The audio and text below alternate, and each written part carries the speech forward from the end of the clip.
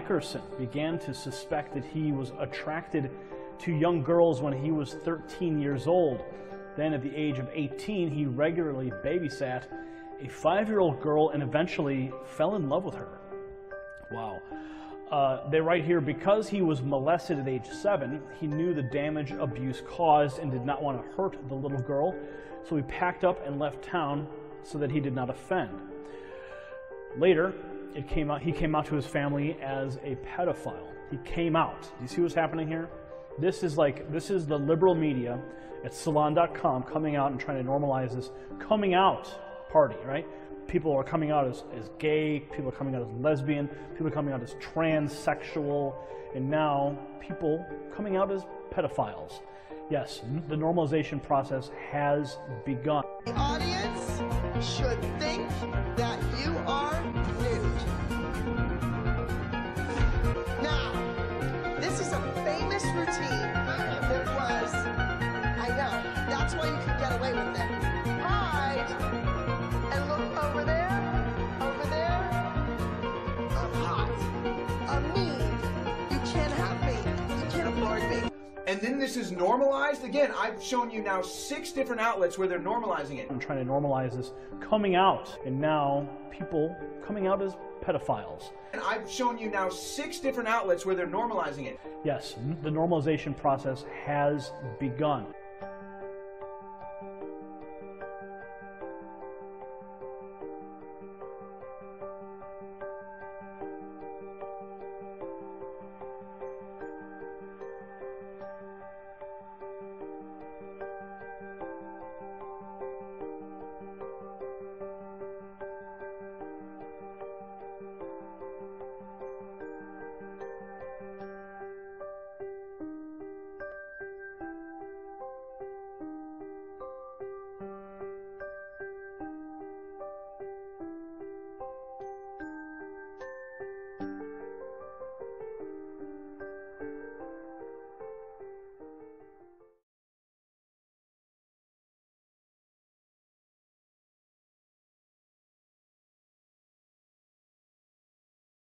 So here's what's going down today. The Austin International Drag Festival. So you have all these headliners. You have Poo Poo Platter, May See Some Cocks, Eaton Johnson. I mean, I'll let you figure that one out on your own. And then E. So I came across E, and that's one of the headliners. And that looks like a boy dressed as a woman in drag. We've even recently seen Lactatia, the 8-year-old boy whose parents allow him to dress in drag.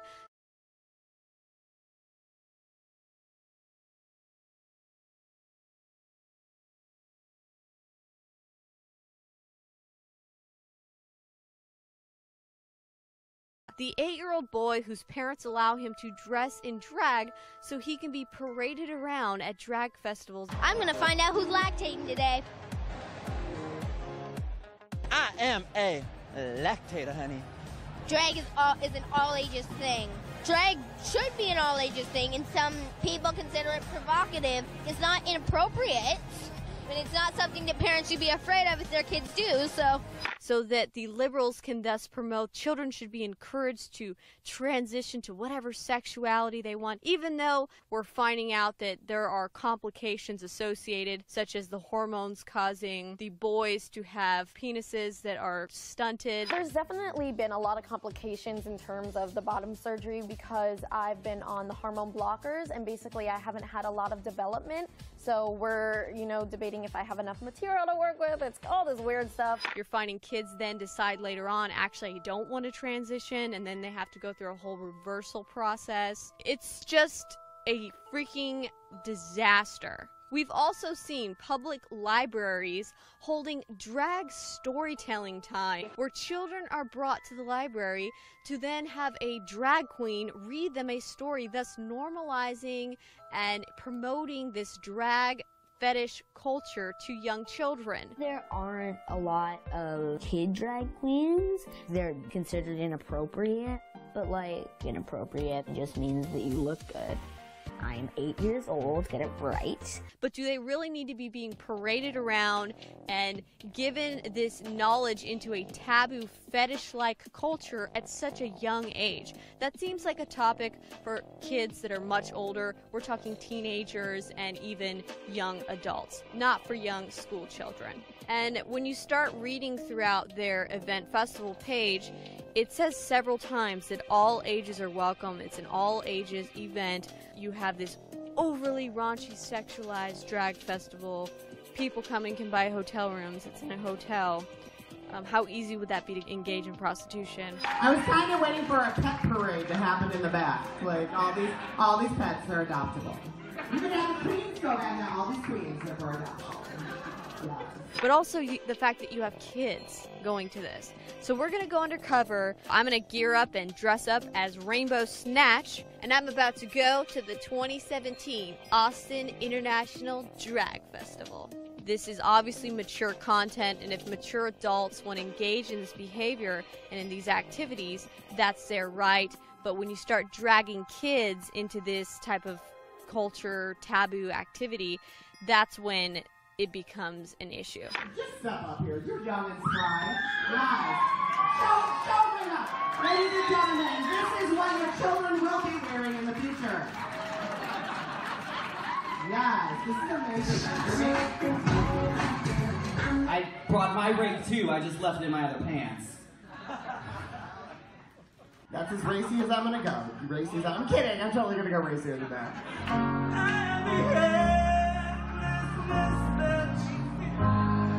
How many days does it take to run a cable under the stage? Apparently more than 2. She had just dropped in from campus. Big guys with a smoking campus. Well, she ain't flying in on a bubble butt. Next thing, she a 10 with a bubble butt.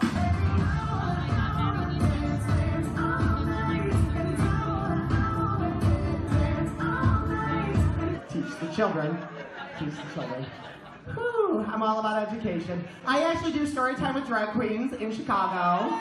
Right? Yes, family programming. Family programming. Family programming.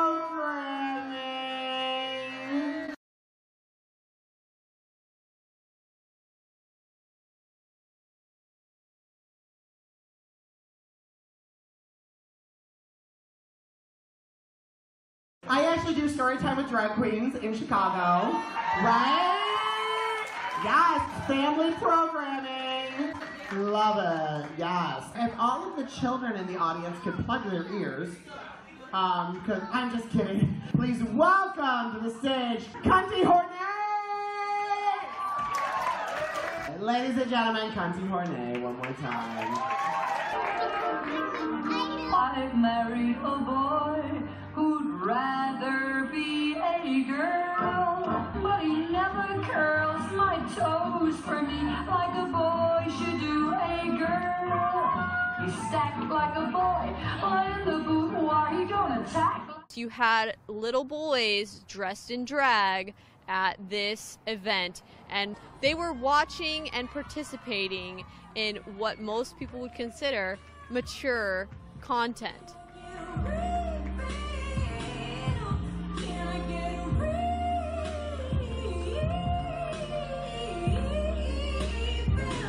Now, what was most disturbing of all is the main act that closed out before this intermission was that of a young child. Please welcome to the stage the wonderful, the amazing, the dragnificent E. E was the performer's name, the youngest drag queen around. That's how they announced him. And he, she, whatever, was rolling around on the ground, jumping around, performing. And essentially the format was to dance around seductively, remove some articles of clothing even, and people give you money, throw dollars at you, like what you would see at a strip club. And this is really disturbing because it's grooming children so that when they become adults, it's all natural and part of it. You are amazing, and you keep doing you. I'm presenting you with your very own drag pride flag.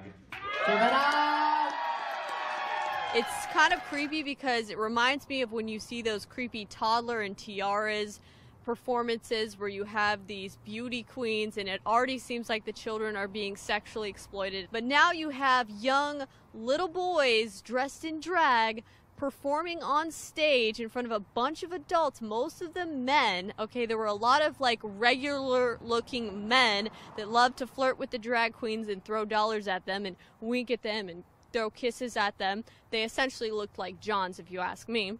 But they're dancing around in front of these men for this taboo fetish, and you've got little kids doing it, little kids being drugged into this culture. You cross the line when you start dragging children into the middle of it.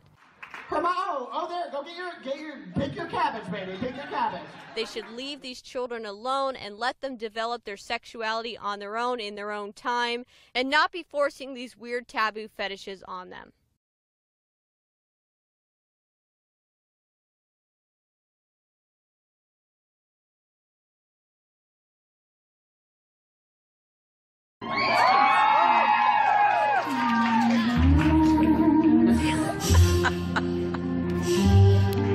It's nice and quiet.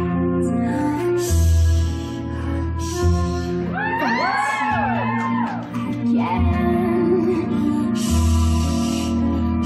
Starts another big riot. You know it.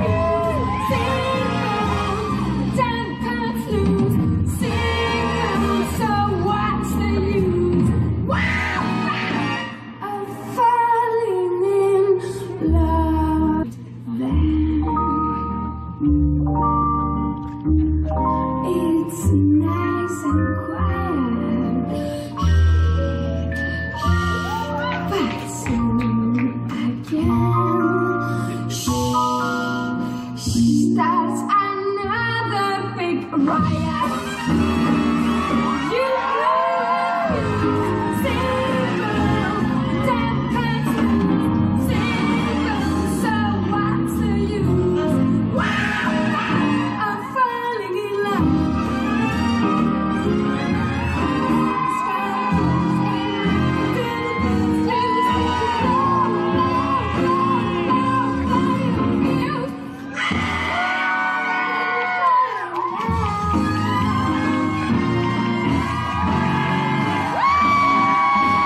There's going to be a massive normalization of evil on a scale you've never even imagined possible. Forget about even having seen it or witnessed it. You have never read about it. You've never imagined it is even possible. And that's what is happening right now. And remember that I've always told us that the main target is the children, because the children are energy storehouses. The children, that's where the energy is. That's where innocence is. That's where all the power lies. Everything the devil needs to operate in our world is in excess in our children because of their innocence. So children have become the principal targets. Are you a champion of parental rights in education? Because if so, we need you. Did you know that a recent UCLA study found that 27% of California kids say they are gender nonconforming? They don't accept their biological reality. Why is this happening? Well, it's because our kids are being confused into thinking that gender is no longer binary. Our legislature and the entire education ecosystem in California is promoting this agenda, and they're using tools like these to teach the very youngest learners in California about sexual anatomy, gender identity, and sexual orientation. They're exploiting kids and shaping their beliefs about issues that only parents should be forming in young children. These books were recently approved to teach sex ed related topics to pre-K, kindergarten, and first grade students in Los Angeles Unified School District. Let's take a look at some of these. This Day in June is a tool for teaching respect, acceptance, and understanding of lesbian, gay, bisexual, and transgender people by introducing 4 to 6-year-olds to a pride parade. And there's even some visual cues in here about how to vote for kindergartners. This book, Introducing Teddy, says the thing about being a boy or girl is that it doesn't matter what other people say, it's what you say that matters. That sounds like a recipe for parenting disaster. I have a 6-year-old. Does this apply to bedtime, teeth brushing, food choices too? Anyway, in Worm Meets Worm, Marriage is presented just as a social expectation, sort of full of the trappings of the cake and the dress and the party and the rings. Even the bride and groom don't matter, because when worm and worm fall in love, they get married. And in What Makes a Baby, kids are presented with these androgynous forms of people-type figures, and the uterus is just a place where babies grow, but not everybody has one. There's no concept of parents or a man and a woman co-creating life out of love, just the sperm and the egg that become one, and they just need to find a place to grow. Look, this is sexual, social, political grooming of little kids. This is state-sponsored indoctrination. Parents should talk to their kids about family matters, sex, and personal identity issues in the way that they know is appropriate for their own children. Kids aged 4 to 6 need to learn phonics. They need to learn to read, to write, to understand basic math concepts. They need good hygiene habits and appropriate manners and social skills. There is no reason to introduce this kind of sexualized content to little kids.